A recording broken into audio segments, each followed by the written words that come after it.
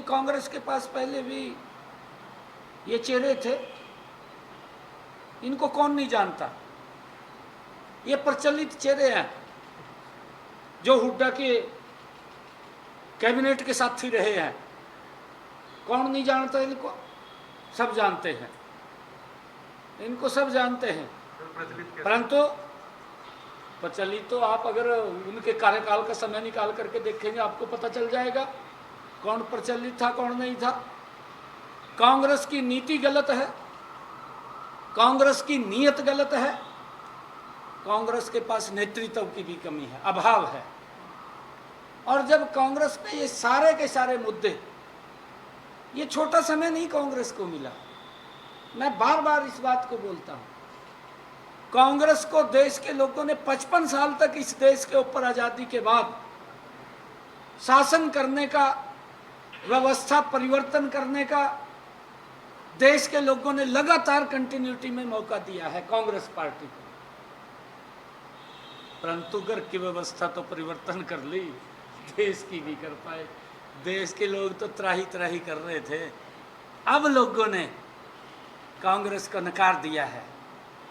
चेहरे बदलने से कुछ नहीं होता, कहने से कुछ नहीं होता।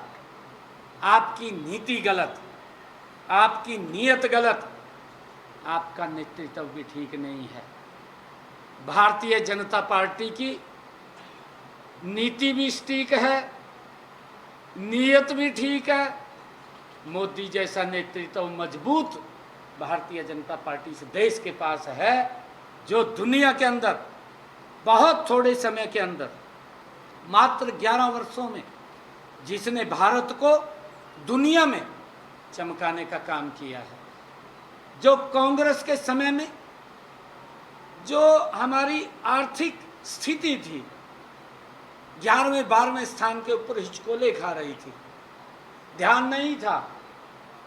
मोदी जी ने आकर के देश को चौथे नंबर पर ला करके खड़ा कर दिया है। ये मोदी जी का नेतृत्व है, उसी नेतृत्व के कारण ये भारत चौथे स्थान पर खड़ा हुआ है। और हम भी अब आदरणीय प्रधानमंत्री जी ने आह्वान किया है, आत्मनिर्भर भारत, सब देशी को अपनाएं। इसी से रास्ता, जो प्रधानमंत्री जी का संकल्प है कि दुनिया की तीसरी मजबूत आर्थिक शक्ति बनेगा, इस रास्ते से बनेगा। हम सब की जिम्मेदारी है। सर, कैबिनेट विस्तार की चर्चा ऐसे शुरू हो जाती है जब सीएम साहब मिले पीएम साहब से, तो उसके बाद अमूमन उत्तर प्रदेश में चर्चा हो जाती है। तो कोई फेरबदल की बारे में बातचीत हुई है? भाई ये फुआ मत खिलाया करो आप।